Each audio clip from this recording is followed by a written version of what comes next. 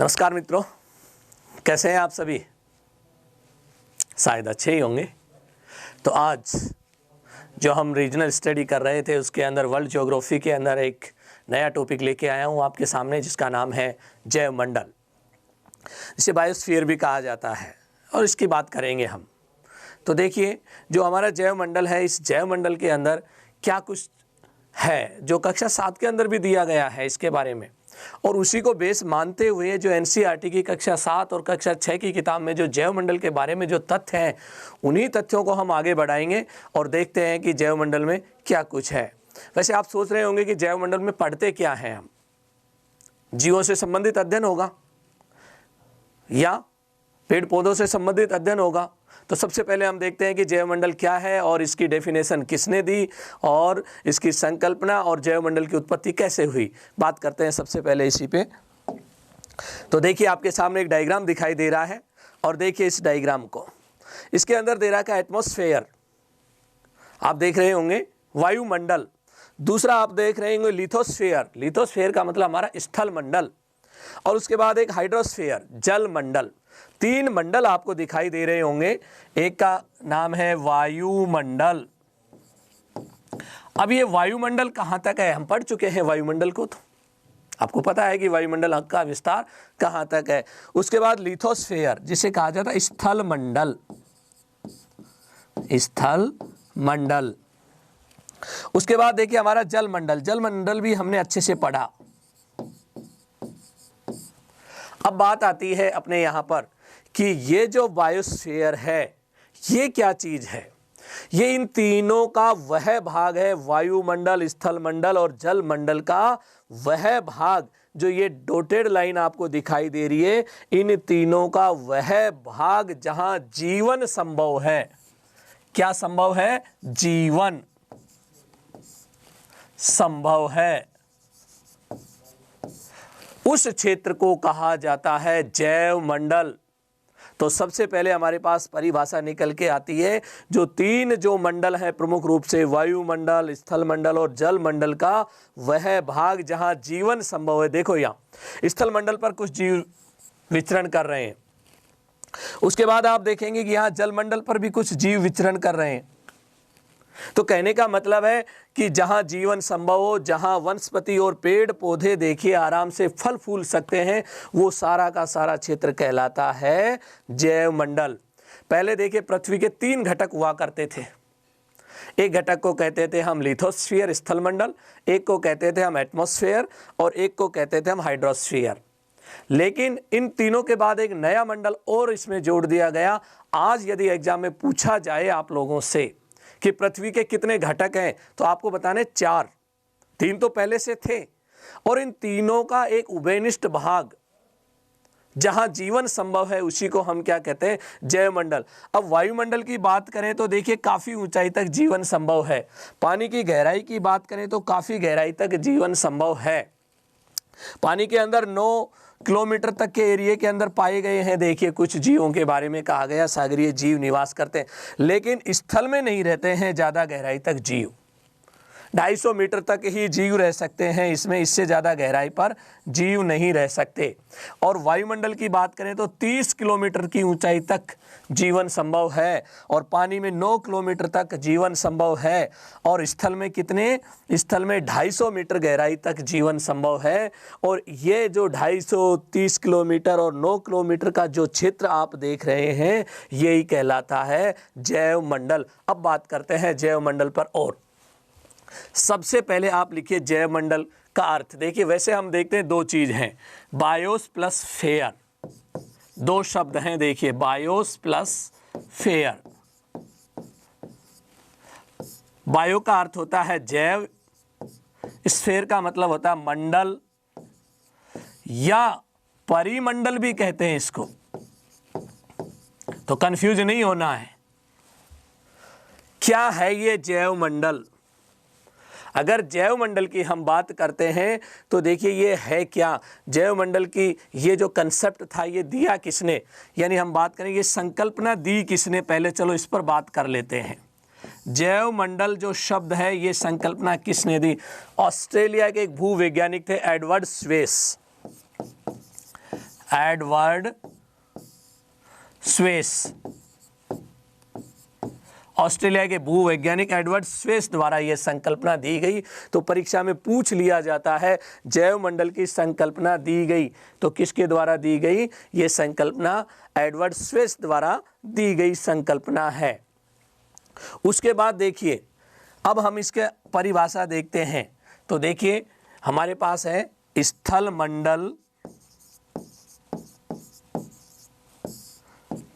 वायुमंडल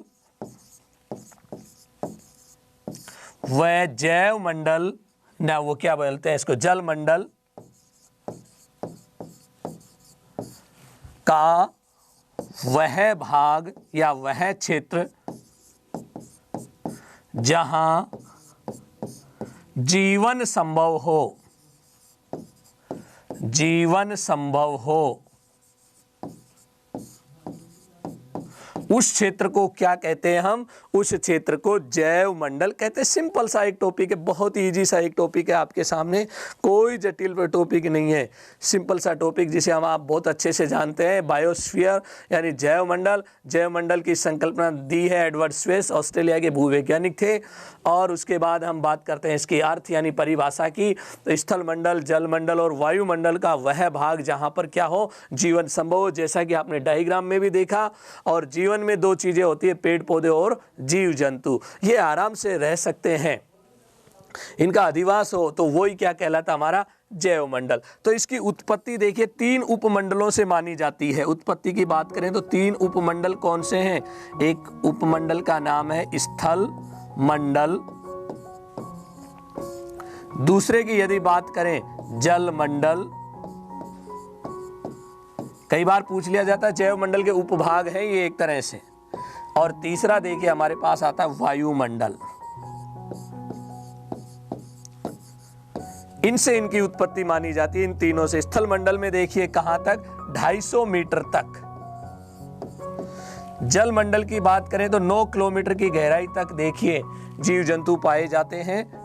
और उसके बाद वायुमंडल की बात की जाए तो 30 से कहा गया है कि 32 किलोमीटर तक इनका देखा जा सकता है। तो ये जो हमारे यहाँ बायोस्फीयर है, जैव मंडल है, जिसकी उत्पत्ति मानते हैं स्थल मंडल, जल मंडल और वायुमंडल से हम मानते हैं। तो ये तो हमारा कंसेप्ट की शुरुआत हो जाती है कि जैव मंडल क्या। अब बात आती है कि जैव मंडल पढ़े क्या। अब जैव मंडल में जीव जंतु और पेड़ पौधों को कैसे पढ़ना शुरू करें हम, किस तरह से पढ़ें हम? तो इसी की देखिए मैं आपको बता रहा हूँ इसमें किन किन चीज़ों का अध्ययन किया जाता है और कैसे इसका अध्ययन किया जाता है। तो सबसे पहले मैं एक डायग्राम के माध्यम से बता रहा हूँ कि हमें जैव मंडल में पढ़ना क्या है। हम शुरुआत करते हैं जीव से। किससे करते हैं? सबसे छोटा पार्ट हम लेते हैं जीव। अब देखिए जीव किसे कहते हैं, आपको पता है जैविक होता है। जीवों की संख्या को कहते हैं जनसंख्या। जनसंख्या सबसे पहले नंबर पर 1 दिया हमने जीव, सबसे छोटी इकाई। नंबर 2 पर क्या आ गया? जनसंख्या। किसकी जनसंख्या? जीवों की संख्या को क्या कहते हैं? जनसंख्या।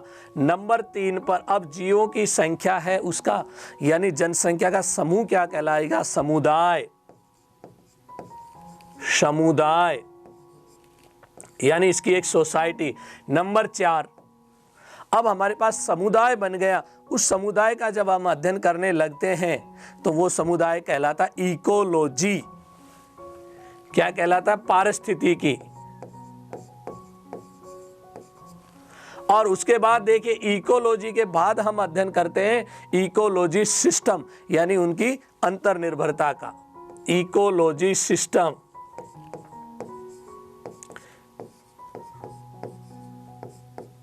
Ecology system. और छठे नंबर पर देखिए जब हम बढ़ते हैं, अब एक इकोलॉजी सिस्टम में जैविक जितने भी जीव जंतु रहते हैं वो किस तरह से रहते हैं, उनका जब अध्ययन किया जाए तो उसे कहते हैं बायोम। बायोम। और 7वें नंबर पर लास्ट देखिए इन सब चीजों का अध्ययन कहलाता है हमारा जैव मंडल। ये आया हुआ एक क्वेश्चन था उसमें ये पूछा गया सबसे बड़ी इकाई का नाम क्या है। ये 4 ऑप्शन में दे रखे थे, इकोलॉजी, इकोसिस्टम, बायोम और जैव मंडल, ये 4 ऑप्शन थे। और पूछा गया कि सबसे बड़ी इकाई कौन सी है। तो आप खुद सोच लीजिए, आकार के आधार पर सबसे बड़ी इकाई कौन होगी? जैव मंडल है सबसे बड़ी इकाई।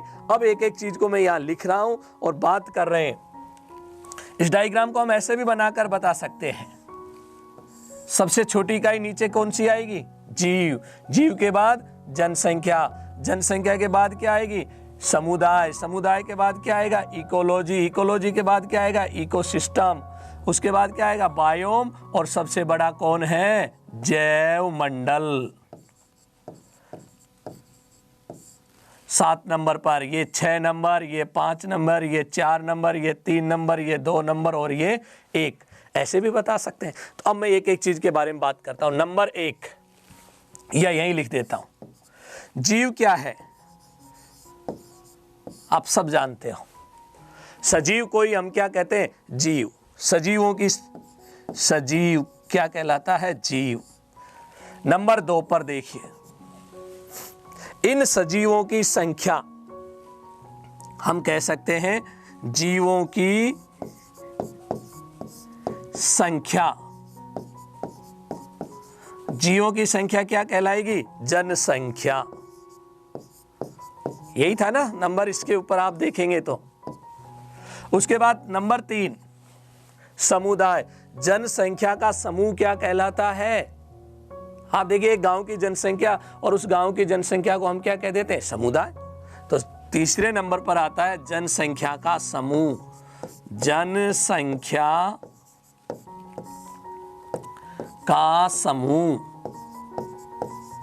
क्या कहलाएगा? समुदाय। अब आता है नंबर 4। 4 नंबर पर देखिए इकोलॉजी। इसे मैं डिटेल से पढ़ाऊंगा अब, और उसके बाद इकोसिस्टम को भी डिटेल से पढ़ेंगे, बायोम को भी पढ़ेंगे। और जब बायोम हमारा पूरा हो जाएगा तो किसकी स्टडी कंप्लीट हो जाएगी? जैव मंडल की। ये डायग्राम बना लेना, क्योंकि एग्जाम में आता है ये डायग्राम, इनके क्रम पूछता है ये कि जैव मंडल में किस चीज़ का अध्ययन किया जाता है। अब एक एक चीज़ का अध्ययन करेंगे। जीव का अध्ययन हो गया, जनसंख्या हो गई, समुदाय हो गया, और अब चलते हैं नंबर 4 पर, इकोलॉजी। और उसे में अगले पृष्ठ पर हम देखेंगे, जिसकी मैंने एक पीपीटी भी बनाई है, और उस पर बात करेंगे कि इकोलॉजी कहते किसे हैं। अब आगे चलते हैं। अब हमारे पास आता है इकोलॉजी। तो सबसे पहले तो देखिए, लैटिन भाषा में बना हुआ ये शब्द है, लैटिन भाषा, इकोस लोगस। ये शब्द देखिए दिया गया था सबसे पहले, और ये जो शब्द दिया गया था किसके द्वारा? अर्नेस्ट हैकेल द्वारा दिया गया, जिनका डायग्राम भी है। एक प्राणी वैज्ञानिक थे जिनका नाम क्या था? Ernest Hückel. जर्मनी के रहने वाले थे ये, और इनके द्वारा एक शब्द दिया था ओइकोस लोगस, जिसका ओइकोस का अर्थ होता है हाउस, हाउस, और लोगस का मतलब होता है स्टडी, यानी घर का अध्ययन। रहने का स्थान क्या कहलाता? हमारा घर। और यदि उसका अध्ययन किया जाए तो जिस घर में जीव जंतु पेड़ पौधे रहते हैं, उस घर का जो अध्ययन करते हैं हम, वो अध्ययन ही क्या कहलाता है? पारिस्थितिकी। और इसी से ये शब्द बना है। तो सबसे पहले आता है लैटिन भाषा के 2 शब्दों से बना, इकोस और लोगस। इकोस का अर्थ होता है हाउस, लोगस का अर्थ होता है स्टडी, जिसका अर्थ होता है रहने का स्थान का अध्ययन। सामान्य रूप से हम इकोलॉजी का अर्थ क्या बनाते हैं? रहने का या घर का अध्ययन। और देखिए, जीव जंतु और पेड़ पौधों का तो घर है ये पृथ्वी। ये पृथ्वी पर कहाँ रहते हैं, किस वातावरण में रहते हैं, उसका अध्ययन जो किया जाता है। तो सबसे पहले देखिए, इकोलॉजी जो शब्द है, ये शब्द किसने दिया? इकोलॉजी शब्द देने वाले जर्मनी के देखिए वैज्ञानिक थे, जिनका प्राणी वैज्ञानिक, जिनका नाम क्या है? Ernest Haeckel. कौन थे ये? जर्मनी के रहने वाले थे। कब दिया इन्होंने ये शब्द? देखिए 1868-69 में दिया था। इन्होंने अपनी रिसर्च में इसको बताया कि हमें इस चीज़ को भी पढ़ना चाहिए कि जिस घर में जीव जंतु रहते हैं उस घर को भी पढ़ना चाहिए। अब देखिए एक और देखते हैं, ये जो इको शब्द है, इको, यहाँ लिख देता हूँ, इको, ECO। इको शब्द का अर्थ क्या होता है? इसका अर्थ होता है घर। इको शब्द का कई बार ये भी पूछ लिया जाता है इको शब्द का अर्थ है, तो ध्यान रखना इको शब्द का अर्थ होता है घर या हमारा पर्यावरण। ठीक है। दूसरी चीज देखिए, ये कौन सी भाषा से बना है? लैटिन भाषा से बना है। लैटिन भाषा के दो शब्द हैं, इकोस और लोगस, जिसका अर्थ होता है हाउस एंड स्टडी। ये शब्द दिया किसने? अर्नेस्ट हैकल ने दिया। कब दिया? 1868 और 69 में। क्या थे ये? प्राणी वैज्ञानिक थे, यानी जीवों के ऊपर अध्ययन करने वाले प्राणी वैज्ञानिक। अब बात करते हैं कि ये इकोलॉजी है क्या चीज। तो देखिए यहाँ एक डेफिनेशन लिखी है, इस डेफिनेशन को मैं पढ़ के बता रहा हूं, फिर समझाऊंगा। देखिए, पारिस्थितिकी वह विज्ञान है, एक चीज नोट कर लीजिए, पारिस्थितिकी क्या है? एक विज्ञान। कौन सा विषय है? विज्ञान। जो किसी क्षेत्र में रहने वाले विभिन्न जीवों के, अब देखिए, परस्पर एवं भौतिक पर्यावरण से उनके संबंधों का अध्ययन करता है। ये जो डेफिनेशन किसकी है? अर्नेस्ट हैकल द्वारा दी गई डेफिनेशन है।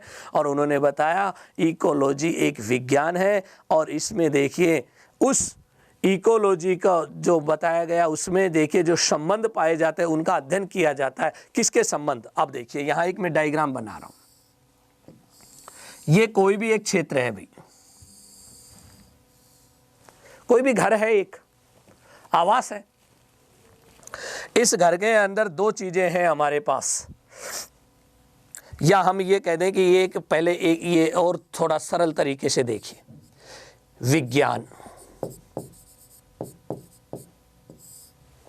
विज्ञान की बहुत सारी, रसायन विज्ञान, जीव विज्ञान, प्राणी विज्ञान, वनस्पति विज्ञान, पता नहीं कितनी शाखाएं हैं, बहुत सारी शाखाएं हैं इसकी ब्रांचेज। उनमें से एक शाखा है हमारी इकोलॉजी। पहली बात, शाखा।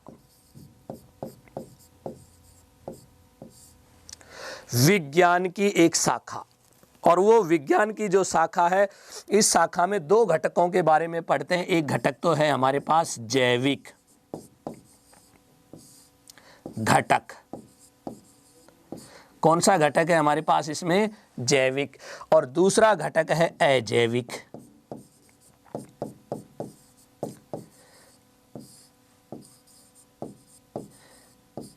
जीव जंतु पेड़ पौधे तो कहलाते हैं जैविक घटक। इनके अलावा और जो कुछ बचा है वो सब क्या है? अजैविक। चाहे हमारी चट्टान हो, चाहे हमारी मिट्टी हो, चाहे हमारा पानी हो, चाहे हमारी वायु हो, सूर्य का प्रकाश हो, टेम्परेचर हो, ये सब चीज़ें क्या है? अजैविक। अब इन्होंने ये बताया कि इकोलॉजी क्या है? विज्ञान की एक शाखा। क्लियर? और विज्ञान की ये जो शाखा है, उस शाखा का नाम है इकोलॉजी। और इकोलॉजी में दो घटकों के अध्ययन किया जाता है, जैविक और अजैविक घटकों का अध्ययन, अर्थात इन दोनों के बीच में संबंध का अध्ययन।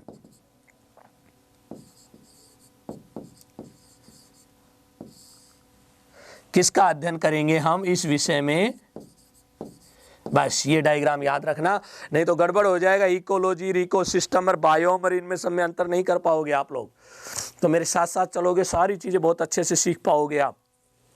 अब देखिए क्या डेफिनेशन बनाओगे? पारिस्थितिकी विज्ञान की एक शाखा जिसमें जैविक और अजैविक घटकों के संबंध का अध्ययन किया जाता है। आपसे पूछे इकोलॉजी क्या है? विज्ञान की एक शाखा है। ठीक, क्या होता है भाई इसमें? इस शाखा में जैविक और अजैविक घटकों के बीच में संबंध का अध्ययन किया जाता है कि उनमें संबंध किस तरह का है। एग्जाम्पल के रूप में आप देख सकते हो, अगर जलीय भाग है तो जल में कौन कौन से जीव रहते हैं, कैसे रहते हैं। काली मिट्टी है तो कौन सी फसल बोनी है हमें। बात है क्लियर?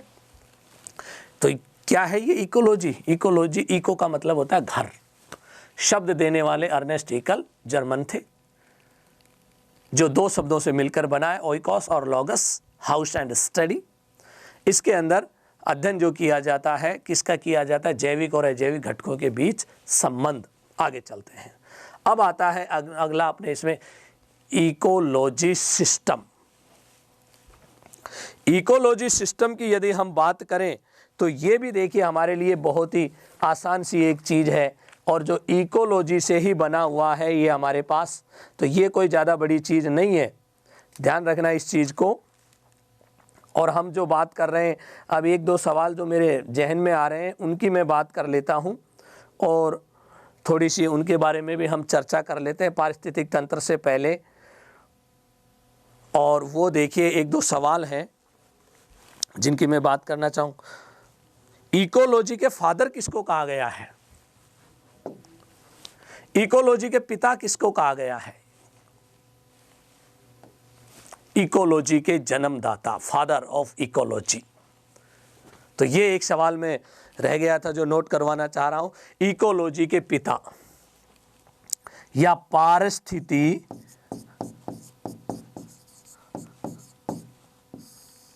के जन्मदाता, जन्मदाता कौन है भाई? Ernest Haeckel. अब एक सवाल आता है, भारत में इकोलॉजी के फादर कौन हैं? के जन्मदाता। ये एक इंपॉर्टेंट सवाल है जो शायद आपने नहीं पढ़ा होगा अब तक। ये तो पढ़ा होगा कहीं ना कहीं किसी न किसी किताब में। अब एक क्वेश्चन आता है, भारत में इकोलॉजी के जन्मदाता किसको कहा गया है? बताओ, सोचिए। एक भारत में इकोलॉजी के फादर किसको माना गया है? नहीं याद आ रहा? चलो मैं बता, प्रोफेसर रामदेव मिश्र को। तो उत्तर में लिख लो, प्रोफेसर रामदेव मिश्र।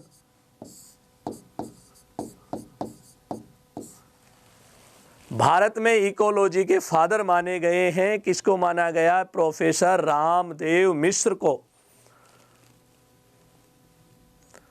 किसको? प्रोफेसर रामदेव मिश्र को। और वर्ल्ड लेवल पर किसको माना गया? अर्नेस्ट हेकल को।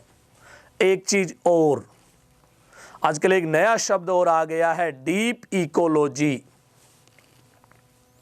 कौन सा शब्द आ गया है? Deep ecology. और जो डीप इकोलॉजी जो शब्द आया हुआ है, उस शब्द की यदि हम बात करें तो देखिए एक नया शब्द गढ़ा गया, डीप इकोलॉजी, जो नॉर्वे के एक साइंटिस्ट थे जो 1973 में ये शब्द दिया था, और जिनका नाम था अर्नीस नीस। तो मैं थोड़ा आगे लिख देता हूँ अगले पेज पर, और ये क्वेश्चन भी नोट कर लीजिए। डीप इकोलॉजी, हिंदी में जिसे हम कह देते गहन पारिस्थितिकी, डीप इकोलॉजी।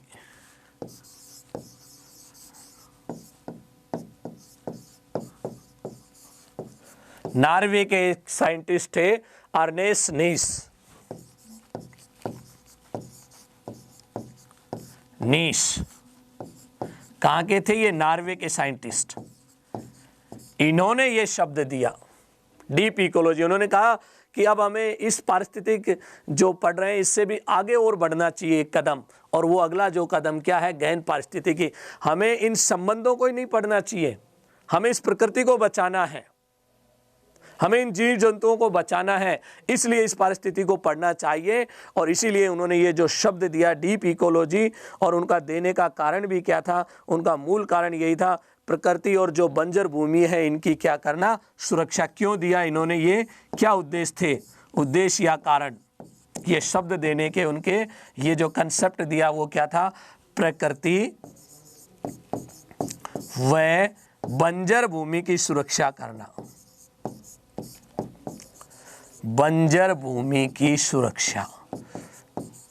इसलिए यह शब्द दिया गया था। कौन सा शब्द था? Deep ecology. किसने दिया? अर्नेस्ट नीस, नॉर्वे के थे, इनके द्वारा दिया गया। अब दोबारा से फिर देखिए, इकोलॉजी के फादर किसको कहा गया है? अर्नेस्ट हैकल को, भारत में प्रोफेसर रामदेव मिश्र को। डीप इकोलॉजी के फादर किसको कहा गया है? अर्नेस्ट नीस, नॉर्वे के साइंटिस्ट। कब दिया था ये डीप इकोलॉजी? 1973 में दिया था ये शब्द। क्यों दिया? वो ये चाहते थे कि हमें अब पारिस्थितिकी के अंदर इन चीज़ों को जोड़ना है, प्रकृति और बंजर भूमियाँ जैसी जो चीज़ें हैं इन सबको हमें क्या करना है? सुरक्षित करना है। और अब लिखिए इसके बाद अब हम पढ़ेंगे पारिस्थितिकी तंत्र। तो इस चीज़ को मैं हटा देता हूँ और अब हम पढ़ेंगे पारिस्थितिकी तंत्र।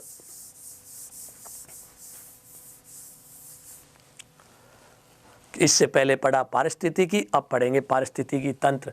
तंत्र की बात करें तो देखिए पारिस्थितिकी जो तंत्र है, ये जो शब्द दिया गया इकोलॉजी सिस्टम, आपके सामने स्क्रीन के ऊपर देखिए उस साइंटिस्ट को लिखा गया है जो यूएसए के साइंटिस्ट हैं और जिनका नाम है प्रोफेसर आर्थर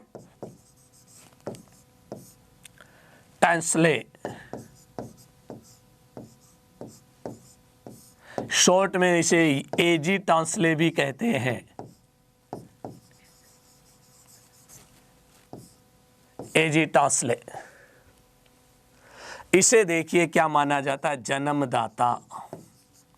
जन्मदाता किसके जन्मदाता? इकोलॉजी सिस्टम के जन्मदाता या पिता या फादर। कहाँ के रहने वाले थे ये? यूएसए के रहने वाले थे।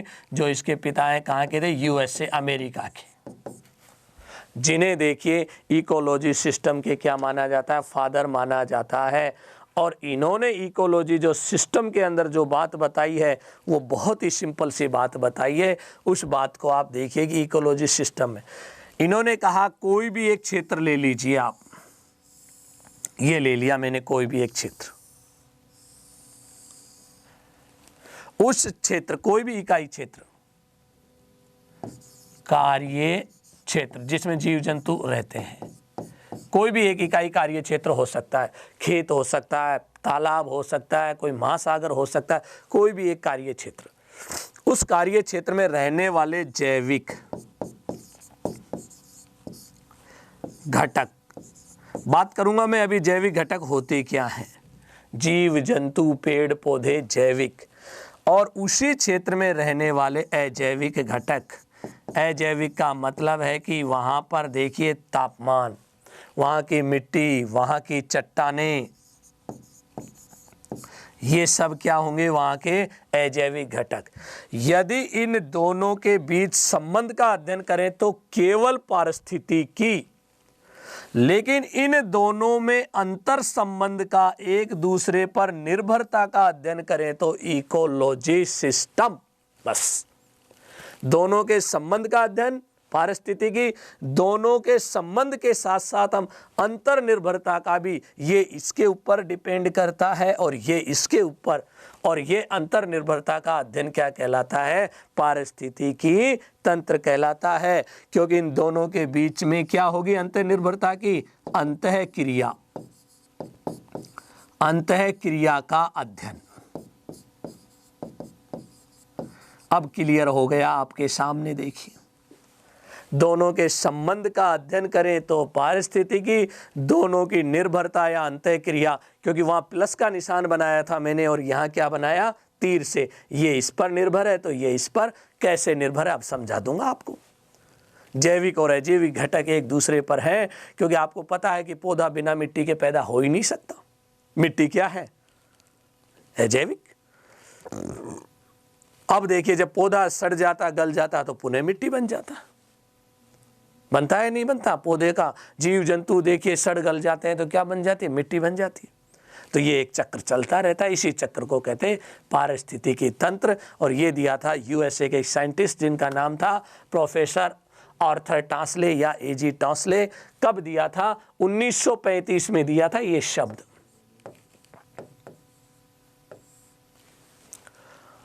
इकोलॉजी तो 1868 में आया था और ये देखिए 1935 में आता है इकोलॉजी सिस्टम।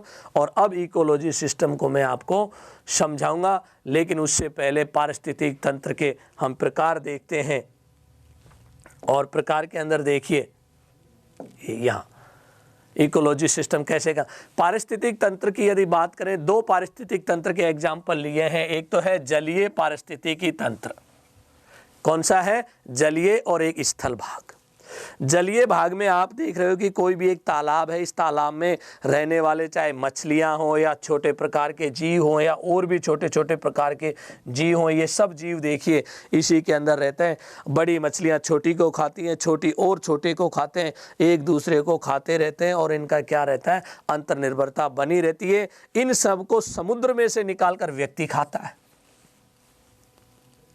तो कहने का मतलब एक दूसरे से अंतर्निर्भरता, मैं इस चीज को नहीं समझाकर मैं आपको मूल चीज बताना चाह रहा हूं। पारिस्थितिक तंत्र कितने प्रकार के, दो, जलीय और स्थलीय। जलीय पारिस्थितिक तंत्र ये लिख लीजिए इंपॉर्टेंट, स्थायी होता है, स्थायी। दूसरा देखिए सबसे बड़ा होता है, सबसे बड़ा। कोई तालाब का नहीं है, तालाब तो सूख जाएगा। स्थायी और सबसे बड़ा एग्जाम्पल है हमारे पास महासागर। राजस्थान में आरएस में पूछा गया था एक सवाल, और उसमें आरएस में ये पूछा गया था सबसे बड़ा पारिस्थितिक तंत्र कौन सा है। क्योंकि आपको बताया हमारा प्रशांत महासागर पूरे धरती के 1/3 भाग पर फैला हुआ है, तो सबसे बड़ा पारिस्थितिक तंत्र तो क्या हो सकता है, पानी हो सकता है। और पानी के सबसे बड़े भाग को क्या कहते हैं, महासागर। क्या वो स्थायी नहीं है, काट सकते हैं क्या, पेड़ थोड़ी है कि वनों को हम काट दें। तो देखिए वो स्थायी भी है और सबसे बड़ा भी है। ये स्थलीय भाग लिया है एक, और स्थलीय भाग में विभिन्न प्रकार की वनस्पति और वहाँ की मिट्टियाँ, वहाँ पर पाए जाने वाले जीव जंतु और पेड़ पौधों का यदि हम अध्ययन करें तो क्या कहलाता है, स्थलीय पारिस्थितिक तंत्र। ये केवल एग्जाम्पल के रूप में लिया है आपके यहाँ पर इस लेवल पर, ताकि आपको पता लगे जलीय पारिस्थितिक तंत्र क्या होता है और स्थलीय पारिस्थितिक तंत्र क्या होता है। लेकिन दो क्वेश्चन है, सबसे बड़ा पारिस्थितिक तंत्र और सबसे स्थायी पारिस्थितिक तंत्र कौन होते हैं, ओशियन, जो जलीय उसके हैं। अब देखिए हेडिंग मेरे साथ साथ लिखना शुरू कर दिए, पारिस्थितिक तंत्र के घटक। और पारिस्थितिक तंत्र के घटकों की यदि हम बात करते हैं तो 3 प्रकार के हम घटक लेंगे एक पारिस्थितिक तंत्र में।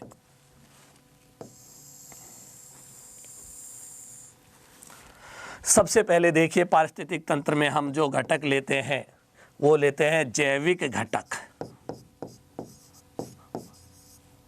कौन से घटक लेते हैं, जैविक घटक। दूसरा घटक लेंगे हम अजैविक।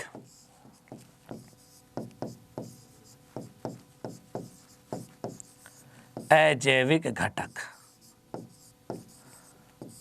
और तीसरा घटक लेंगे हम ऊर्जा।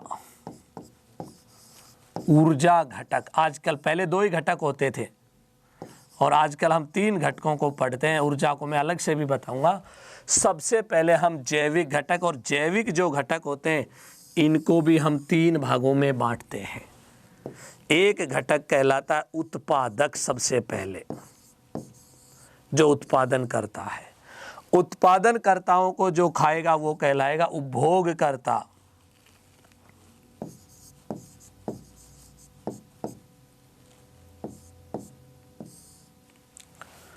और देखिए इसके बाद जो हमारा तीसरे नंबर पर आता है उत्पादक के बाद, देखिए जो हमारे उपभोक्ता हैं, उसके बाद हम देखते हैं उपभोग या उपभोक्ता।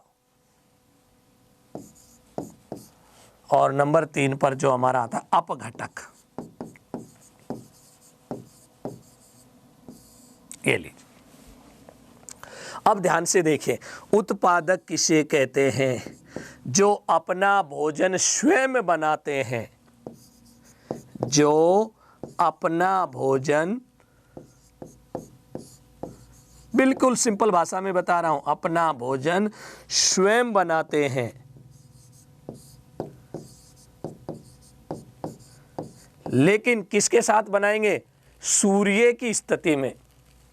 अपना भोजन स्वयं बनाते हैं, और ये भोजन कब बनाएंगे, सूर्य होगा तो भोजन बनाएंगे, नहीं तो नहीं बनाएंगे। ऐसों को कहा जाता है स्वयंपोषी।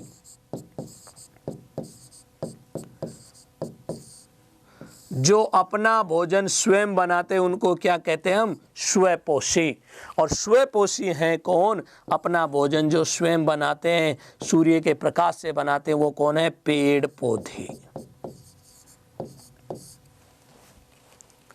इस धरती पर एनर्जी का स्रोत जो है वो है सूर्य ही है। और पेड़ पौधे देखिए अपना भोजन किससे बनाते हैं? सूर्य से ही बनाते हैं और स्वयं बनाते, किसी दूसरे पर अंतर निर्भर नहीं करते। जो अपना भोजन स्वयं बनाते हैं वो स्वपोषी, और सूर्य से अपना भोजन जो बनाते हैं वो कौन है? पेड़ पौधे। और ये सब क्या कहलाते हैं? उत्पादक। उत्पादक किसे कहते हैं? जो अपना भोजन स्वयं बनाए, उत्पादक। अच्छा, पेड़ पौधे श्वसन क्रिया में कौन सी गैस लेते हैं? इस धरती पर कोई भी ऐसा जीव नहीं है जो बिना ऑक्सीजन के जिंदा हो। पौधे भी श्वसन क्रिया में ऑक्सीजन गैस लेते हैं। आप कहेंगे साहब हमने तो कार्बन डाइऑक्साइड पढ़ा था। अरे भोजन बनाने के अंदर पौधे देखिए कार्बन डाइऑक्साइड गैस लेते हैं और उसे ऑक्सीजन में कन्वर्ट करते हैं केवल दिन के समय, यानी सूर्य। इन उत्पादकों को जो कोई खाता है वो कहलाता उपभोक्ता।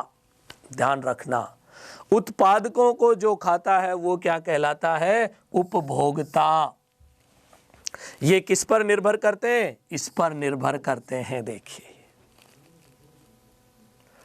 और जो भोजन स्वयं नहीं बनाते और बना बनाया भोजन को खा जाते हैं, उन्हीं को हम क्या कहते हैं? परपोषी कहते हैं। तो उपभोक्ताओं को क्या कहेंगे? परपोषी। ये क्या थे? स्वयंपोषी, स्वयं बनाते थे अपना भोजन। और ये जैसे आपने गाजर उखाड़ी और खा ली, आपने खेत से मूली उखाड़ी और खा ली। यहाँ ये जो परपोषी हैं, उपभोक्ता हैं, जो अपना भोजन स्वयं नहीं बनाते हैं, और ये कई प्रकार के उपभोक्ता होते हैं। और उपभोक्ताओं को यदि हम देखें, सबसे पहले जो उपभोक्ता आता, प्राथमिक उपभोक्ता। प्राथमिक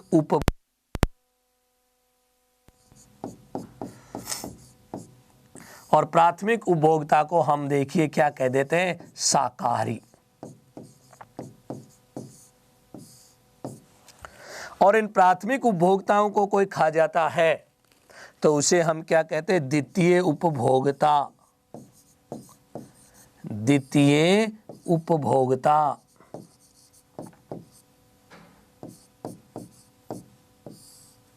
और ये क्या बन गए अब? मांसाहारी।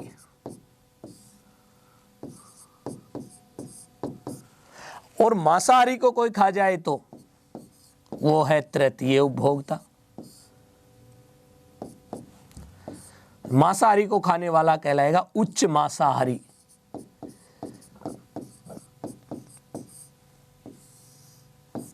और जो सब कुछ खाए वो है चतुर्थ उपभोक्ता, और उसे कहते हैं सर्वाहारी। इस प्रकार से हमारे उपभोक्ता हैं। एग्जाम्पल दे देता हूं, यहाँ पेड़ पौधे घास फूस उत्पादक, इनको खाया कीट पतंगों ने। कीट क्या हो गए? प्राथमिक उपभोक्ता। कीट क्या है? शाकाहारी। कीटों को खा लिया मेंढक ने, मेंढक बन गया देखिए द्वितीय उपभोक्ता मांसाहारी। मेंढक को खा लिया सांप ने, सांप बन गया उच्च मांसाहारी। जो मांसाहारी को खाए वो उच्च मांसाहारी। और सांप को खा लिया देखिए ऐसे जीव ने, जैसे कुत्ता है, इंसान है, कोई भी मतलब एक ऐसा जीव जो देखे इसको भी खाता हो और इन सबको भी खाता हो, और वो होता है सर्वाहारी, जो सब कुछ खाए। इंसान के जैसा एक और जीव है कुत्ता, रोटी दे तो रोटी खा लेता, मांस मिले तो मांस खा लेता है। ऐसे इंसान भी देखिए मांसाहारी और शाकाहारी दोनों तरह के हमें मिल जाएं, इसीलिए इनको हम क्या कह देते? सर्वाहारी। ये सब क्या है? उपभोक्ता। ये क्या थे? उत्पादक। अब चलते हैं यहां अपघटक। कुछ ऐसे भी जीव जंतु होते हैं जो मर जाएं, उनको कोई नहीं खाता है, और जिनको कोई नहीं खाता है उनको प्रकृति अपने आप ठिकाने लगा देती है। यानी मृत पेड़ पौधे और जीव जंतुओं को कुछ सूक्ष्म जीव जो होते हैं वो क्या कर देते हैं, विघटित कर देते हैं और पुनः मिट्टी में मिला देते हैं। आपने देखा होगा कोई पशु मर जाता है जिसको कोई नहीं खाता, उस पशु को क्या वो नष्ट नहीं होगा? सूक्ष्म जीवों द्वारा देखिए उसे सड़ा गला दिया जाता है और सड़ा गलाने के बाद देखिए उसको पुनः किस में मिला दिया जाता है, मिट्टी में। तो वो जो सड़े गलाने वाले जो हैं वो कौन कहलाते हैं? अपघटक। तो अब आपसे पूछा जाए बताओ अपघटक क्या है? ये प्रकृति के महत्व हैं। स्वीपर,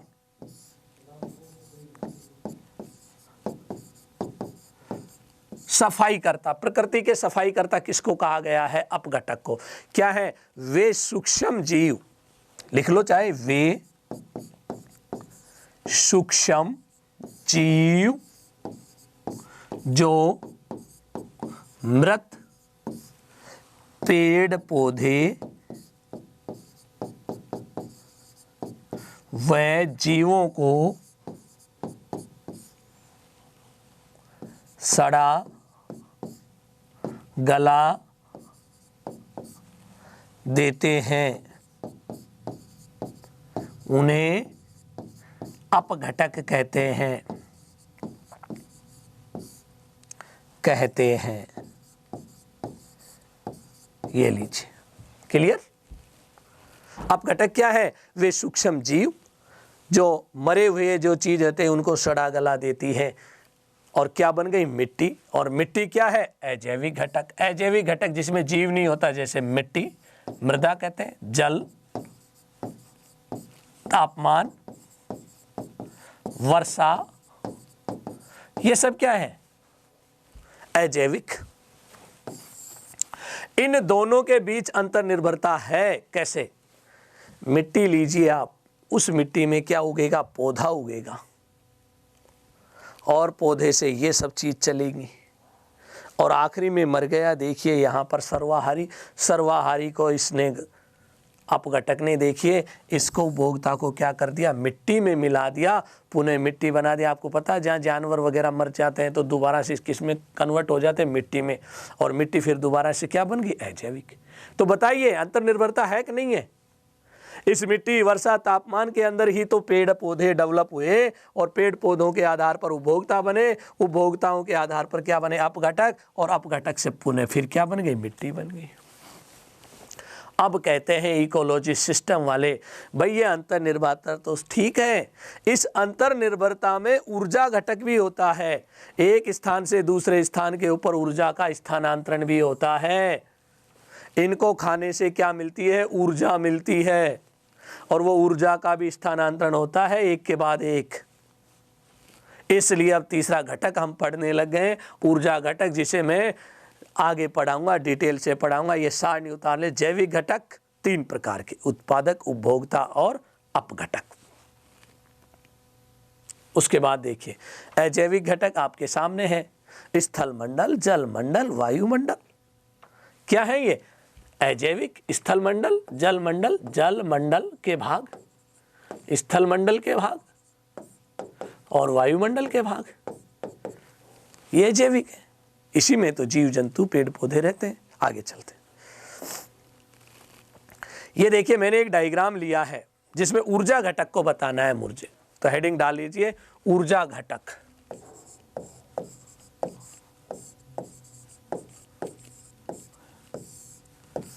एक साइंटिस्ट हुए थे लिंडसे मैन। लिंडसे मैन, उन्होंने ऊर्जा घटक के बारे में बताया। ऊर्जा घटक के बारे में जानकारी किसने दी? लिंडसे मैन ने। इन्होंने एक नियम भी बताया लिंडसे मैन ने। उन्होंने बताया कि सबसे ज़्यादा जो ऊर्जा मिलती है सूर्य से, और सबसे ज़्यादा जो ऊर्जा होती है वो देखिए किसके अंदर मिलती है? सूर्य से। और ऊर्जा का एक नियम होता है, उस नियम के अनुसार पढ़े 90% ऊर्जा का उपभोग होता है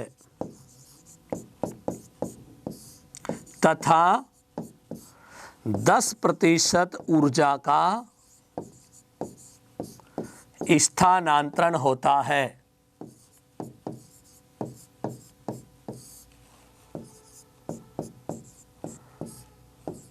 और यह ऊर्जा का स्थानांतरण देखिए दो प्रकार से होता है, एक दिशा में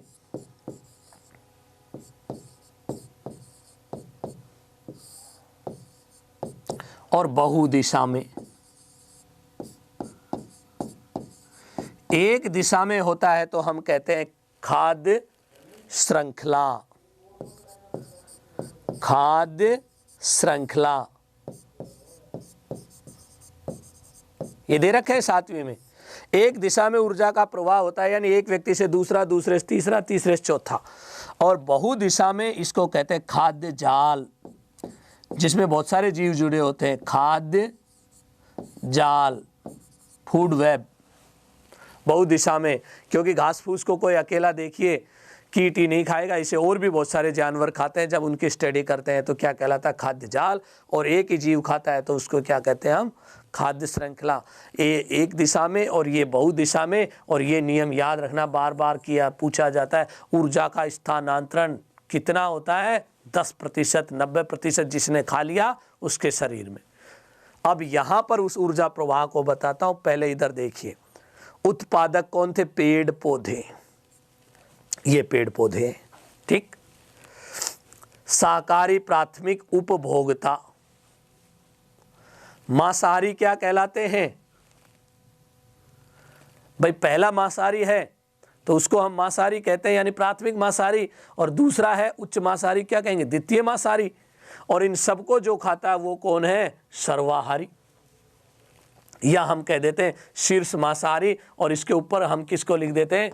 सर्वाहारी, जो कुछ मिल जाए जिसको ही खा जाता है। एक डायग्राम है आपके सामने। अब देखिए, यहां इन पेड़ पौधों को ऊर्जा किससे मिल रही थी? सूर्य से। मिली या नहीं मिली? क्योंकि पृथ्वी पर ऊर्जा का सबसे बड़ा स्रोत कौन है? सूर्य। कितनी मान लें? हमने मान लिया 1000 kg ऊर्जा मिली सूर्य से। किसको? पेड़ पौधों में। पेड़ पौधों में एनर्जी का सबसे बड़ा स्रोत है, इनमें एनर्जी भरी हुई है। देखिए आपके सामने पेड़ पौधों में कितनी? 1000 kg। इनको खा लिया इन्होंने, शाकाहारी जीवों ने। हिरण है, खरगोश है, इन्होंने खा लिया। तो देखिए 900 एनर्जी तो यहीं रहेगी घास में। कितनी एनर्जी रख ली इन्होंने अपने पास? इसी में। अब इस घास को खाने से इनमें कितनी एनर्जी आई? 100 आई। सीधा सा नियम भाई, 90% का तो भोग कर लिया, 900 का तो पेड़ पौधों ने खत्म। अब इस घास फूस को खाएगा, उसमें कितनी आई? 100।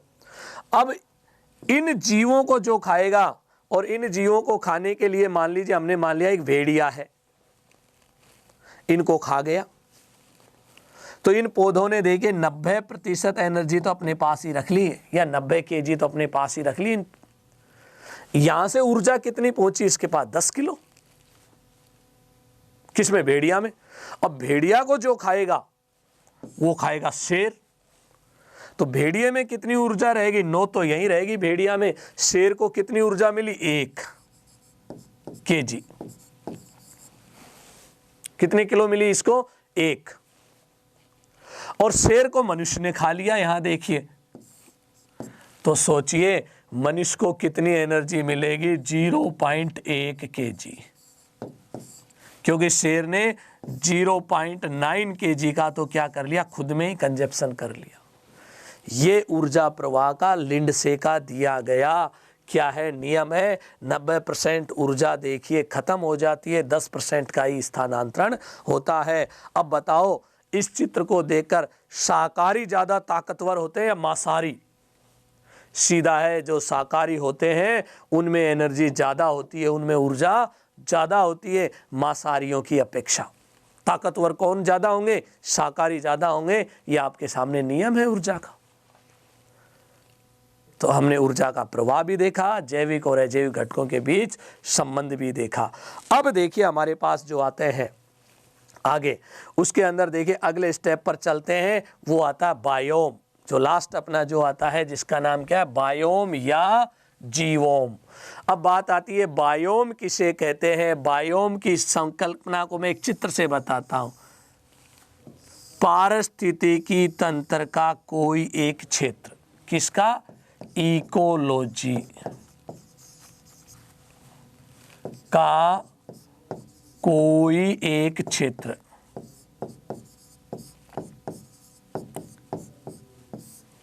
ये हमने क्षेत्र डिसाइड कर लिया, कोई भी एक क्षेत्र, उस क्षेत्र में रहने वाले पेड़ पौधे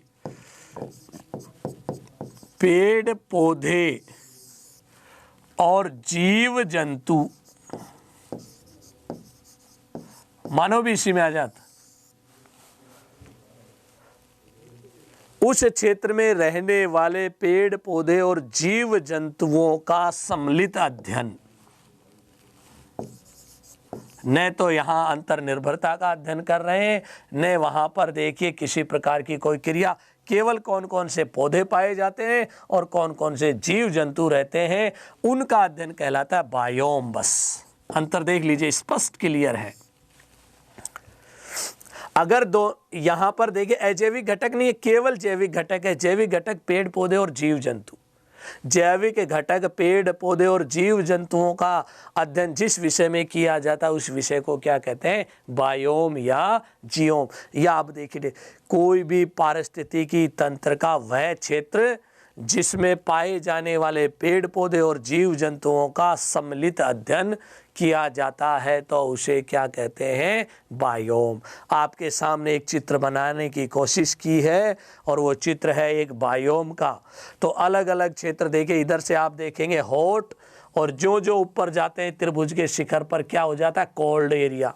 इसी तरह से इधर देखिए आर्द्रता, और जो आगे बढ़ते हैं वैसे वैसे शुष्कता, यानी ये तो क्या है, कोल्ड ठंडा, और ये क्या है, गर्म प्रदेश। ये क्या है, आर्द्र, जहां आर्द्र का मतलब बारिश ज्यादा होती है। और ये कैसा क्षेत्र, ड्राई, शुष्क। अब आप देखिए यहां गर्मी भी ज्यादा है और बारिश भी ज्यादा है, तो कैसे पौधे होंगे, रेन फॉरेस्ट, वर्षा वाले वन होंगे, बड़े बड़े लंबे लंबे वन। उसके बाद देखिए वर्षा कम हो गई, और वर्षा कम होने के कारण देखिए यहाँ पेड़ कैसे मिल जाएंगे, थोड़े आकार में छोटे हो जाएंगे, सवाना प्रकार के। वर्षा बिल्कुल ही कम होगी तो किस में बदल गई, वनस्पति झाड़ियों में बदल गई, और क्या बन गए, हमारे डेजर्ट। अब हम इधर से पढ़ते हैं, देखिए ठंडे क्षेत्र में, गर्म क्षेत्रों में वर्षा काफी हो रही है। गर्म तो ये सारे थे तीनों, ये भी गर्म, ये भी गर्म, ये भी गर्म, लेकिन यहाँ वर्षा हो रही थी, यहाँ वर्षा कम हो रही थी, यहाँ वर्षा बिल्कुल नहीं हो रही थी।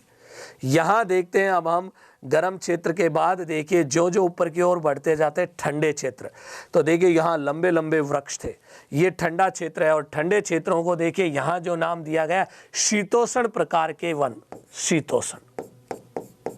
भाई ये तो कौन सा क्षेत्र था, उष्ण कटिबंध।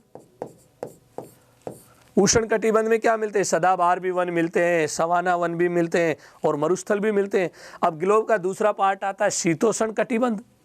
कौन सा कटिबंध आ गया हमारा, शीतोष्ण। शीतोष्ण में देखिए वृक्ष तो खूब मिलेंगे हमें, और लेकिन यहां पर देखिए जहां पानी ज्यादा है शीतोष्ण में, वहां वृक्षों की घनता भी ज्यादा है, और जहां पानी कम है वहां पर क्या मिलेगी, घास। आपके सामने इसको क्या कहते हैं, शीतोष्ण कटिबंधीय घास। आगे चलिए, ये भी क्या थी, एक तरह की घास ही थी, सवाना घास। ये कौन सी घास है, आपने नाम सुना होगा ना, पंपाज, प्रेरीज, डाउन्स, ये वही घास है। और ठंडे क्षेत्रों की ओर चलते हैं तो देखिए इसे कहा जाता, सबका मतलब होता उप आर्कटिक या उपध्रुवीय, उपध्रुवीय क्षेत्र। यहां देखिए बर्फ का पर्वत भी दिख रहा होगा आपको। तो यहां जो वन पाए जाते हैं कैसे, कोणधारी वन, शंकु आकार के बर्फ वाले क्षेत्रों में कैसे, कोणधारी आकार के, छतरीनुमा नहीं होकर कैसे होते हैं, शंकुनुमा। उसके बाद लास्ट जहां बर्फ रहती है 9 महीने, वहां कोई पेड़ पौधे नहीं उगते, छोटी छोटी घास उगती है कुछ समय के लिए, और वो कौन सी होती है, आर्कटिक क्षेत्र। आर्कटिक क्षेत्र, आर्कटिक क्षेत्र में जो वन होते हैं उन्हें कहा जाता है टुंड्रा, और उपध्रुवीय क्षेत्र में जो होते हैं वन होते हैं कोणधारी, अब इन क्षेत्रों में देखिए उपध्रुवियों में पेड़ पौधे कैसे हैं, कौन से जीव जंतु रहते हैं, उनका अध्ययन क्या कहलाएगा, बायोम। टुंड्रा क्षेत्र में कौन से जीव होंगे जिनके बड़े बड़े बाल होंगे, जो बर्फ में आसानी से रह सकते हैं। और शीतोष्ण के अंदर देखिए सारा यूरोप इस एरिया में आता है, अफ्रीका सारा इसमें आता है, रेन फॉरेस्ट, सवाना, डेजर्ट, ये सब चीज़ें क्रम से हैं। अगर आप इस क्षेत्र में चले जाओगे विषुवत रेखा पर तो उसके जस्ट बाद ये आएगा, उसके जस्ट बाद ये आएगा। अफ्रीका में देखना ये सब चीज़ें देखने को मिलती हैं। तो ये बायोम में इन सब चीज़ों का अध्ययन करेंगे। तो सबसे पहले देखिए हम देखते हैं बायोम के प्रकार। तो बायोम के प्रकार को यदि हम देखते हैं तो वनों के आधार पर और उन वनों में पाए जाने वाले जीव जंतुओं के आधार पर हम देखेंगे बायोम कितने प्रकार के होते हैं। तो एक बायोम तो होता है वनीय बायोम। प्रकार की बात करें बायोम, एक को कहते हैं वन। भाई पेड़ पौधे क्या कहलाते हैं, वनीय बायोम। घास उग गया है तो घासीय बायोम, इंपॉर्टेंट यही है घास, घासीय बायोम। घास दो प्रकार की होती है, उष्ण कटिबंधीय और शीतोष्ण कटिबंधीय। ये उष्ण कटिबंधीय घास, ये शीतोष्ण कटिबंधीय। क्यों कहते हैं उष्ण, उष्ण क्षेत्र में, गर्म में। और ये कैसा है, न गर्मी न सर्दी। उसके बाद देखिए वनीय हो गए, घासीय हो गए, और एक मरुस्थलीय बायोम।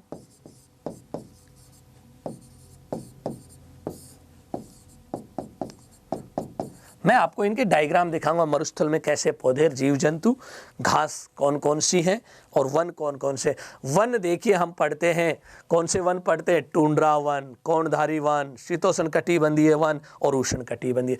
उष्ण कटिबंधीय वन, शीतोष्ण कटिबंधीय वन, कोणधारी वन और टुंड्रा वन। अब एक के बाद एक हम पढ़ेंगे, इनके मैं डायग्राम भी दिखाऊंगा। ये बना लीजिए बायोम के प्रकार, वनीय, घासीय और मरुस्थलीय, 3 बायोम है आपके सामने। और देखिए सबसे पहले वनीय बायोम में, वनीय बायोम, वनीय बायोम। और वनीय जो बायोम है, इस बायोम में देखिए हमने सबसे पहले वन लिए हैं उष्ण कटिबंधीय, ट्रॉपिकल जोन एवरग्रीन फॉरेस्ट। यानी ये जो क्षेत्र पाया जाता है, सबसे पहले देखिए ये क्षेत्र कहाँ मिलेगा, विषुवत रेखा पर, विषुवत रेखीय क्षेत्र में। विषुवत रेखा 0 डिग्री को भूमध्य रेखा भी कहते हैं हम, यहां मिलेगा। धरती पर ये 3 जगह हैं ऐसी। एक तो देखिए दक्षिणी अमेरिका में यदि हम बात करें अमेजन नदी,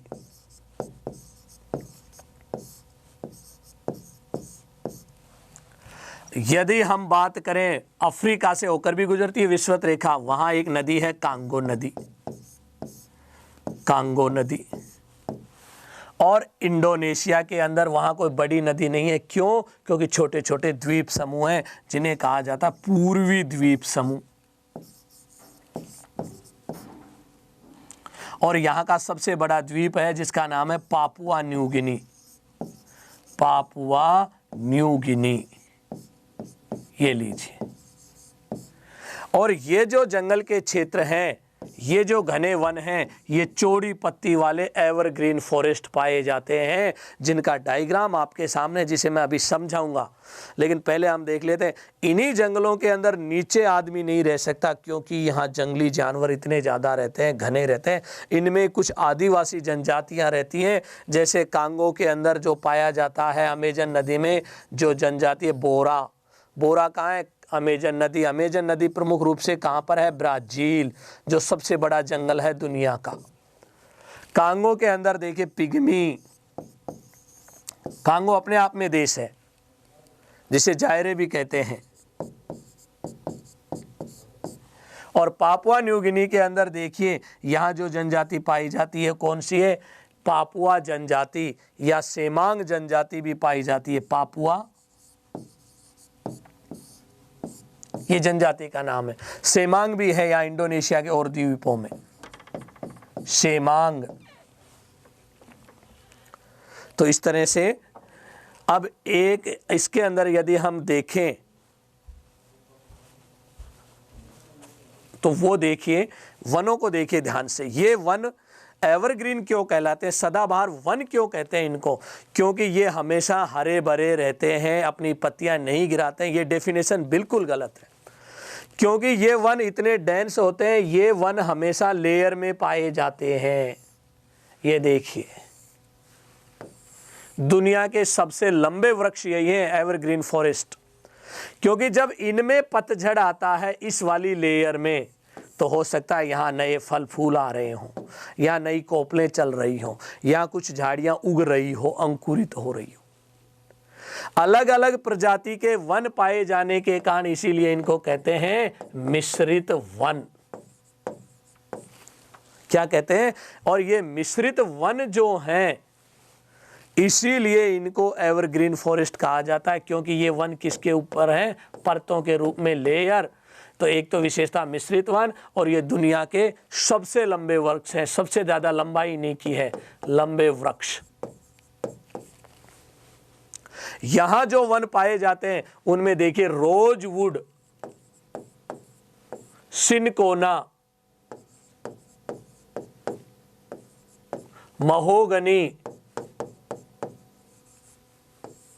ताड़, बांस, ये वृक्ष पाए जाते हैं यहाँ प्रमुख, जो दुनिया के सबसे लंबे, और इतना गहन होता है कि यहाँ से गुजरना आसान काम नहीं होता है, बहुत ही ज़्यादा आर्थिक दृष्टि से भी महत्वपूर्ण नहीं। मान लीजिए इस वन को काटना, इस बड़े वाले को, तो नीचे छोटे वनों को देखिए कितना नुकसान होगा।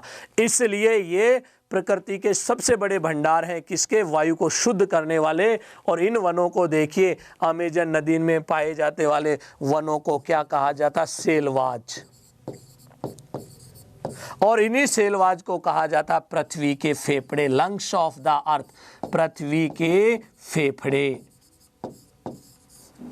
और ये वन इतने घने होते हैं कि इनमें इतनी ज़्यादा वनों की प्रजातियां और जीव जंतु पाए जाते हैं। इन्हीं वनों को कहा जाता जैव विविधता का भंडार, जैव विविधता, विविधता का भंडार। तो एग्जाम की दृष्टि से कितने ही सवाल। सेलवाज क्या है? जैव विविधता का भंडार। सबसे ज्यादा किसमें? ब्राजील में। पृथ्वी के फेफड़े कौन से? इन सारे वनों को कहते हैं, लेकिन सबसे बड़ा भाग कहाँ है?